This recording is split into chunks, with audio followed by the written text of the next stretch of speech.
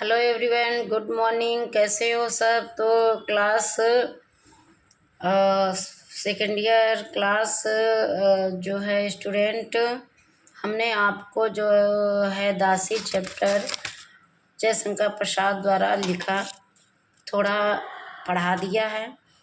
तो आज उसको आगे से पढ़ाने जा रहे हैं से जहाँ से हमने पहले छोड़ा था, नया पैराग्राफ। क्योंकि चैप्टर क्लास बड़े हैं तो बड़े चैप्टर से एक दिन में तो पूरा चैप्टर पढ़ नहीं जाता है, इसलिए पेजेस वाइज पढ़ाते हैं। ठीक है, ताकि आपको भी प्रॉब्लम ना हो और हमें भी कोई दिक्कत ना हो। तो चलिए, समय बर्बाद ना करते हुए जहाँ से हमने छोड़ा था उसके नेक्स्ट लाइन से आपको पढ़ाने जा रहे हैं। तो सभी बच्चे प्लीज़ किताब पर जहाँ हम पढ़ा रहे हैं वहीं पर फोकस करें, सुने, समझें, ध्यान दें। राजा साहब जैसे आँख खुलते हुए बलराज ने कहा और उठकर खड़ा हो गया। जैसे ही आँख खुली उसने कहा, राजा साहब, मैं सब सुन रहा था। तुम हिंदुस्तान चले जाओ, मैं भी तुमको यही सलाह दूंगा, किंतु एक बात है। वह क्या राजा साहब? क्वेश्चन कहने लगे। राजा साहब ने प्रश्न पूछा। मैं तुम्हारे दुख का अनुभव कर रहा हूँ। जो बातें तुमने अभी फिरोजा से कही हैं उन्हें सुनकर मेरा हृदय विचलित हो उठा है, किंतु क्या करूँ?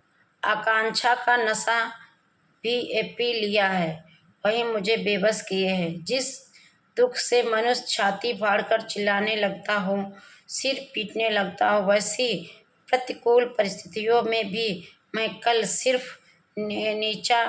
सिर नीचा कर चुप रहना अच्छा समझता हूँ। क्या ही अच्छा होता है कि जिस सुख में आनंद तरीके से मनुष्य उन्मत्त हो जाता है उसे भी मुस्कुराकर टाल दिया करूं, सो नहीं होता। जिस दुख को सह नहीं सकता हूँ तो मुस्कुराकर कैसे उससे टाल दूं? कहना आसान है, करना बहुत ही मुश्किल। एक साधारण स्थिति से मैं सुल्तान के सलाहकारों के पद तक तो पहुंच गया हूँ। मैं भी हिंदुस्तान का ही एक कंगाल था। प्रतिदिन की मर्यादा, वृत्ति, राजकीय विश्वास और उसमें सुख की अनुभूति ने मेरे जीवन को पहेली बनाकर जाने दो। मैंने सुल्तान के दरबार से जितना सीखा वही मेरे लिए बहुत है। एक बनावटी गंभीरता, छलपूर्ण विनय, ओह कितना भीषण है वह विचार। मैं धीरे धीरे इतना बन गया हूँ कि मेरी सहृदयता घूंघट पलटने नहीं पाती। लोगों को मेरी छाती में हृदय के होने का संदेह हो चला है, फिर भी मैं तुमसे अपनी सहृदयता क्यों प्रकट करूं? तब भी आज तुमने मेरे स्वभाव की धारा का बांध तोड़ दिया है और मैं बस, राजा साहब और कुछ ना कहिए, मैं जाता हूँ। मैं समझ गया कि ठहरो, मुझे अधिक अवकाश नहीं है। कल यहाँ से कुछ विद्रोही गुलाम अहमद नियालतगीन के पास लाहौर जाने वाले हैं, उन्हीं के साथ तुम चले जाओ। यह लो। कहते हुए सुल्तान के विश्वासी राजा तिलक ने बलराज के हाथों में थैली रख दी। बलराज वहां से चुपचाप चल पड़ा। तिलक सुल्तान महमूद का अत्यंत विश्वास पात्र हिंदू कर्मचारी था। अपने बुद्धि बल से कट्टर यौवनों के बीच अपनी प्रतिष्ठा दृढ़ रखने के कारण सुल्तान मसूद के शासन काल में भी वह उपेक्षा का पात्र नहीं था। फिर भी वह अपने को हिंदू ही समझता था, चाहे अन्य लोग उसे जो भी समझते रहे हों। बलराज की बातें वह सुन चुका था। आज उसकी मनोवृत्तियों में भयानक हलचल थी। सहसा उसने पुकारा, फिरोजा। झाड़ियों से निकलकर फिरोजा ने उसके सामने सिर झुका दिया। तिलक ने उसके सिर पर हाथ रखते हुए कोमल स्वर में पूछा, फिरोजा, तुम अहमद के पास हिंदुस्तान जाना चाहती हो? फिरोजा के हृदय में कंपन होने लगा। वह कुछ न बोली। तिलक ने कहा, डरो मत, साफ साफ कहो, क्या अहमद ने आपके पास दीनारे भेज दी? कहकर फिरोजा ने अपनी उत्कंठा भरी आंखें उठाई। तिलक ने हंसकर कहा, सो तो उसने नहीं भेजी, तब भी तुम जाना चाहती हो तो मुझसे कहो। मैं क्या कह सकती हूँ? जैसी मेरी कहते कहते उसकी आंखों में आंसू छलछला उठे।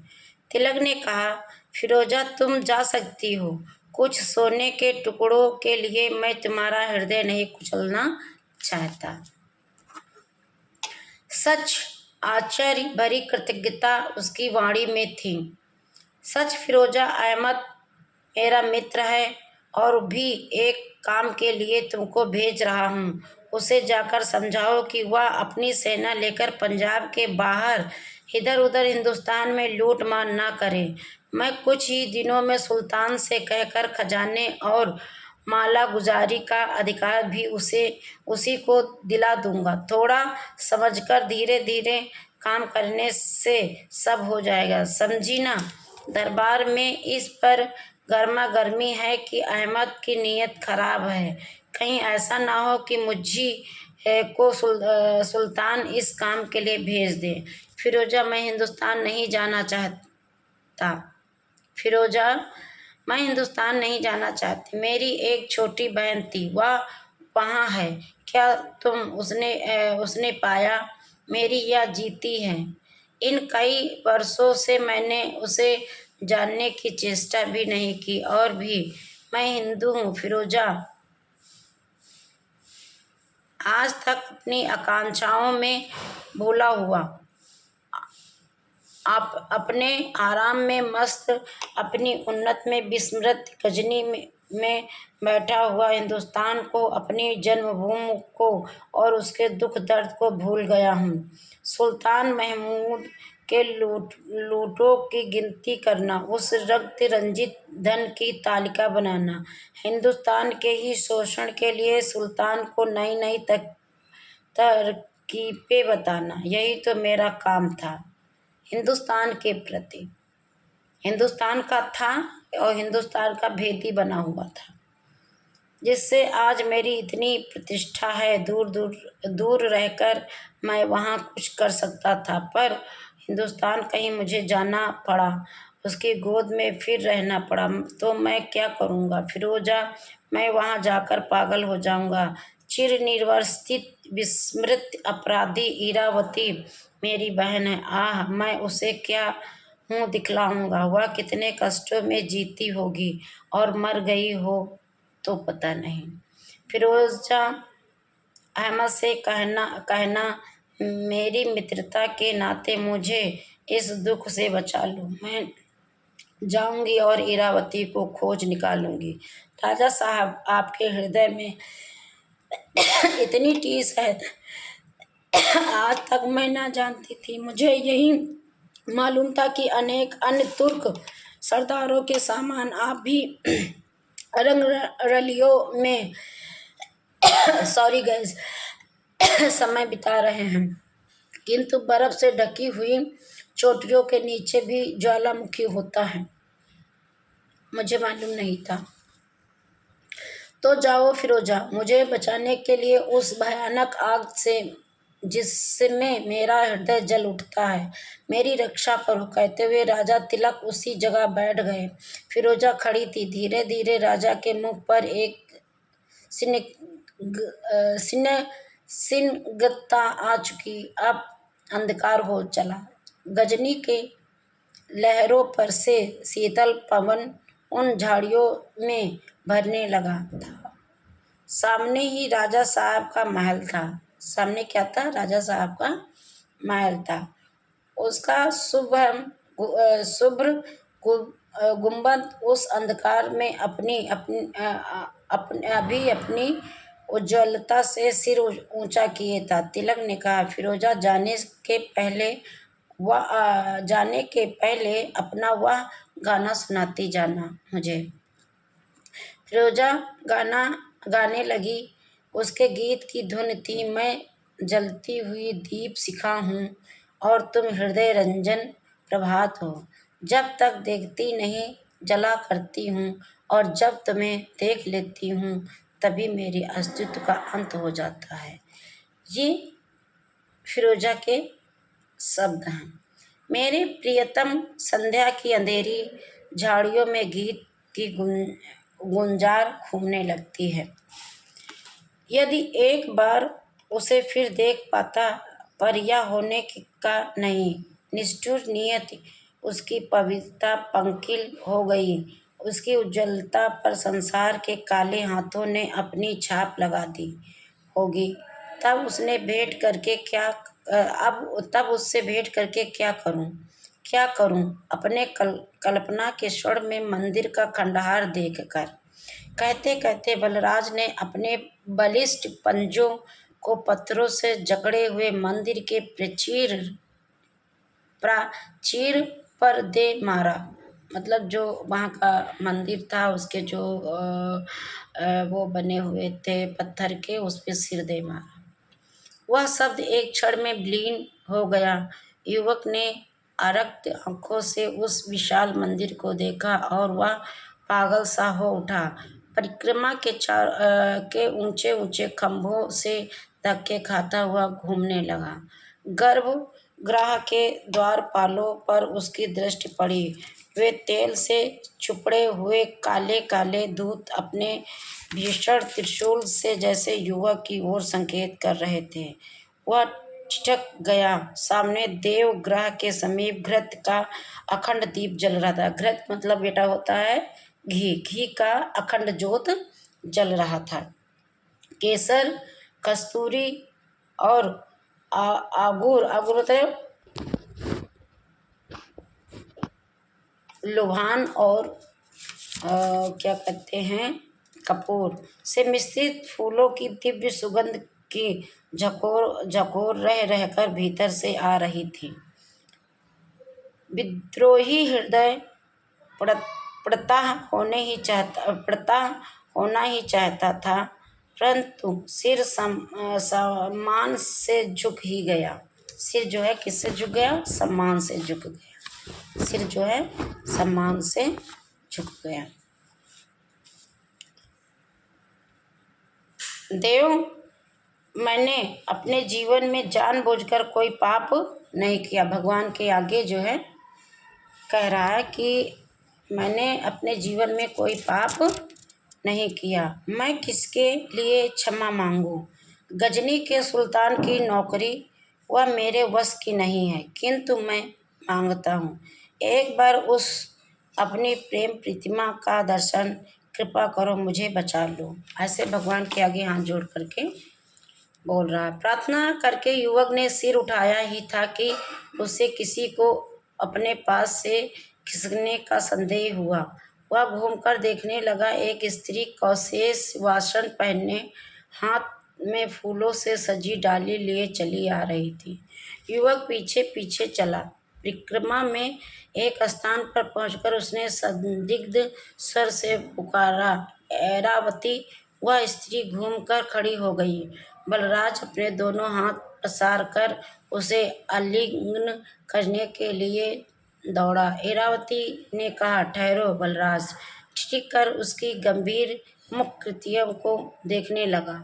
उसने पूछा, क्यों ऐरा, क्या तुम मेरी वाग्दत्ता पत्नी नहीं हो?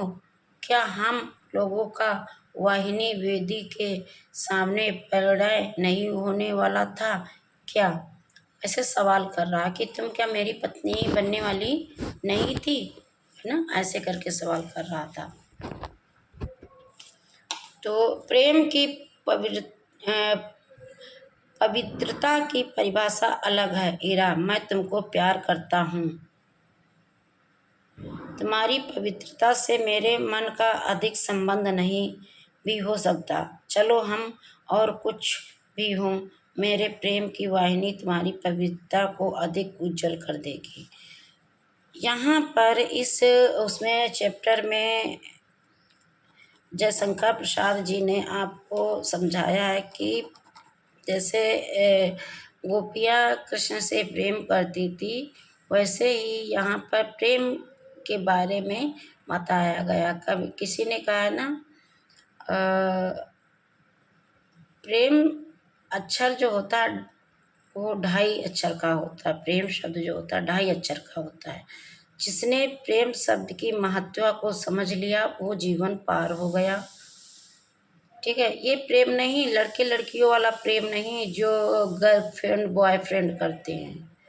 प्रेम होता है अपने पत्नी से, अपने पुत्र से, अपने माता पिता से, और सबसे ज़्यादा प्रेम तो आपको परमात्मा से करना चाहिए, क्योंकि उसी ने यहाँ भेजा है और उसी ने आपको इस लायक बनाया है कि आप अच्छा बुरा समझ सकें। तो क्लास हम ये नहीं कहेंगे कि प्रेम शब्द का आप गलत इस्तेमाल करो। प्रेम जो शब्द होता है 2.5 अक्षर का होता है, लेकिन प्रेम की परिभाषा बहुत ही राधा जी ने कृष्ण जी से प्रेम किया था। जब उद्धव समझाने आते हैं तो राधा जी कहती हैं कि आपने उद्धव कभी प्रेम किया है? नहीं किया ना। तो प्रेम मीराबाई जी ने किया था। विष जो है अमृत बन गया। और कहते हैं कि प्रेम प्रहलाद ने किया परमात्मा से। ठीक है, इस प्रकार से प्रेम होना चाहिए। प्रेम शब्द जो है शारीरिक संबंध का नहीं होना चाहिए। लड़के लड़कियां आजकल प्रेम शब्द को गलत इस्तेमाल कर रहे हैं। मैं ये नहीं कहती हूँ कि आप दोस्त बनो तो प्रेम ना करो।